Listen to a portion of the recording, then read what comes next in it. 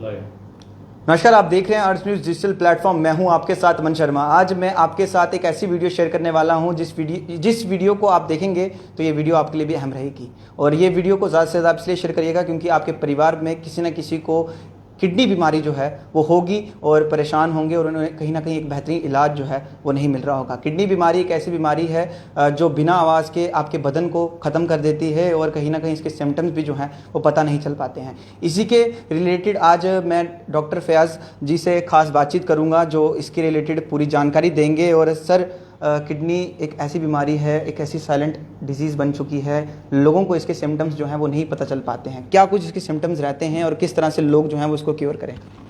बिल्कुल, पहले तो ये बोलेंगे कि ये जो किडनी बीमारी है आजकल बहुत कॉमन हो चुकी है क्योंकि हमारे पास जो है डायबिटीज़ बहुत ज़्यादा कॉमन है। तो एस्टिमेटेड है कि 850 मिलियन लोग हैं जो इफ़ेक्टेड है किडनी डिजीज़ से। तो इसमें फिर हम स्टेजेस करते हैं, जैसे GFR हम कैलकुलेट करते हैं तो उसकी स्टेजेस करते हैं। तो इसमें 5 स्टेज होती हैं। यूजुअली जो सिम्टम्स की आप बात कर रहे हो, सिम्टम्स स्टेज 1, 2, 3 यूजुअली नहीं आते हैं, साइलेंट रहते हैं, तो लोगों को इसलिए पता नहीं चलता है। जब स्टेज 4, 5 जाता है तो पेशेंट को फिर प्रॉब्लम आनी शुरू हो जाती है। ठीक है जी सर, आपने बात की अभी डायबिटीज़ की और बीपी की भी, तो लोग कहीं ना कहीं उसको भी लाइटली ले लेते हैं। वो सोचते हैं कि चलो यार देख लें, दिखा देंगे किसी भी डॉक्टर को या केमिस्ट को दिखा देंगे, चेक करा लेंगे, दवाई ले लेंगे। तो उनको आप किस तरह से सलाह मशवरा देंगे? बिल्कुल, जिन लोगों को हाइपरटेंशन होगा, जिनको डायबिटीज़ है, उन लोगों को अपनी हेल्थ की बहुत ज़्यादा खुद से जिम्मेदारी है। डॉक्टर की जिम्मेदारी से ज़्यादा उनको खुद अपनी जिम्मेदारी लेनी पड़ेगी।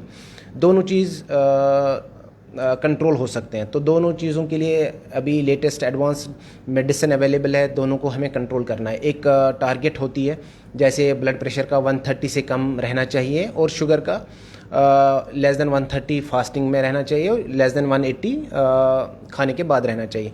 ये दो अगर हमें टारगेट अचीव होते हैं ताकि फिर हमें हार्ट डिजीज़, किडनी डिजीज़ और ब्रेन डिजीज़ बहुत कम हो जाते हैं। तो इनको, ये जो 2 बीमारियां हैं, बिल्कुल लाइटली नहीं लेना चाहिए, बहुत कॉमन है। अगर हम डायबिटीज़ की बात करेंगे, डायबिटीज़ से ज़्यादा इफ़ेक्ट होते हैं किडनीज़। अगर 3 में से 1 लोग को किडनी बीमारी हो जाती है और हाइपरटेंशन की वजह से अगर 5 लोग हैं तो 1 को किडनी इफ़ेक्ट हो जाती है। तो ये सारे लोग, क्योंकि पॉपुलेशन ज़्यादा है तो एस्टिमेट करके बहुत ज़्यादा लोग हो जाते हैं जिनको ये प्रॉब्लम आती है। तो इससे फिर बहुत ज़्यादा कॉस्ट, जो अगर किडनी डिजीज़ बढ़ जाती है तो इसमें फिर कॉस्ट ऑफ ट्रीटमेंट ज़्यादा रहता है, मॉर्बिडिटी ज़्यादा रहता है, प्रॉब्लम्स ज़्यादा रहती हैं। तो इसलिए दोनों बीमारियों को अर्ली हमें कंट्रोल करना चाहिए ताकि हमें फ्यूचर में ना दिक्कत आ जाए। सर, डायलिसिस की बात करें तो एक बड़ी स्टेज रहती है, तो लोग इसे कैसे समझें कि ये डायलिसिस भी करवाना जो है वो एक टाइम पर ज़रूरी हो जाता है जब किडनी कहीं ना कहीं साथ नहीं देती है? बिल्कुल, ये आपका बहुत अच्छा सवाल है। इसमें हम डायलिसिस का इसमें तरीका ये रहता है कि जब हम GFR से किडनी का स्टेजिंग करते हैं तो 5 स्टेज रहते हैं। तो जो डायलिसिस वाला स्टेज होता है 5th स्टेज होता है, लास्ट वाला, उसको हम एंड स्टेज बोलते हैं। ठीक है, तो GFR लेस देन 15 होगा तो फिर हमें डायलिसिस की तरफ जाना होता है कि पेशेंट, फिर हम देखते हैं इसमें 2 स्कूल ऑफ थॉट रहते हैं। ठीक है, एक तो ये बोलते हैं कि 15 हो गया GFR, अब ये रिवर्सिबल फैक्टर नहीं है, इरिवर्सिबल हो गया तो हमें डायलिसिस करना चाहिए। इसको हम स्मूथ ट्रांजिशन, पेशेंट को दिक्कत नहीं है बट स्मूथली पेशेंट जाता है एक थेरेपी की तरफ। दूसरा ये होता है कि उसमें हम GFR को लेते हैं और पेशेंट को साथ में लेते हैं। मान लो सिम्टम्स आए, पेशेंट की दिक्कत आ गई, सूजन आना शुरू हो गया, एनीमिया, मान लो खून कमी हो जाना, वीकनेस आ जाई, खारिश रहती है बॉडी में, भूख नहीं लगना या नींद में प्रॉब्लम रहती है या थका थका सा रहता है शरीर, तो इन पेशेंट को फिर डायलिसिस की तरफ जाते हैं। तो उसको हम बोलते हैं क्रैश लैंडिंग। या पेशेंट इमरजेंसी में आया सीधे, उसको बहुत ज़्यादा सांस में दिक्कत आ गई या उसको फिट्स आ गया या हार्ट में कुछ दिक्कत आई तो वो क्रैश करते हैं। तो 2 स्कूल ऑफ थॉट है, आप स्मूथली जाना चाहते हो या आप इमरजेंसी के थ्रू जाना चाहते हैं। सर, कौन लोग जो हैं वो किडनी के भी टेस्ट करवाएं? क्योंकि अगर बात करें तो बीमार लोग तो हैं, जो होते हैं वो तो करवाते रहते हैं, लेकिन कुछ लोग ऐसे भी होते हैं कि उन्हें टेस्ट करवाना चाहिए, नहीं करवाना चाहिए। उन्हें कैसे पता चलेगा कि हमारा सिस्टम जो अंदर का है, किडनी है, वो ठीक है कि नहीं है? बिल्कुल, ये जो इसमें एक्चुअली जो इन्वेस्टिगेशन होती हैं, जो हम KFT बोलते हैं या यूरिन का टेस्ट होता है, ये सब को करना चाहिए इरेस्पेक्टिव, क्योंकि ये कॉस्ट इफ़ेक्टिव है। इसमें इतना ज़्यादा महंगे नहीं रहते हैं। तो बट हम जब बात करते हैं स्टैंडर्ड की, तो एक तो जो रिस्क ग्रुप होते हैं, मान लो जिनको हाइपरटेंशन है, जिनको डायबिटीज़ है, जिनको ओबेसिटी है, वज़न ज़्यादा है, या प्रेग्नेंट लेडीज़ होती हैं, या जिनको घर में किडनी की प्रॉब्लम होती है, मान लो उनको किसी को घर में किडनी की प्रॉब्लम है, उनको टेस्ट करने होते हैं, ये हाई रिस्क ग्रुप होते हैं। और जब एज 40 से ज़्यादा होगी तो साल में एक बार अपना इन्वेस्टिगेशन बेसलाइन करना चाहिए, उसमें किडनी का टेस्ट, शुगर का टेस्ट, ब्लड प्रेशर अपना चेक करना चाहिए। ठीक है, आपने एक बात बड़ी अच्छी कही, जेब खर्च, उसको भी आप बताएंगे कि किस तरह से, क्योंकि काफ़ी सारे लोग होते हैं वो घबरा जाते हैं पहले ही टेस्ट करवाने से कि यार महंगा होगा या ऐसा होगा कुछ, उनको क्या कहते हैं? नहीं, इन्वेस्टिगेशन उतनी महंगी नहीं होता है, एक सिंपल टेस्ट है, बिल्कुल नॉमिनल रेट्स में हो जाता है और हर जगह अवेलेबल है, ऐसा नहीं है।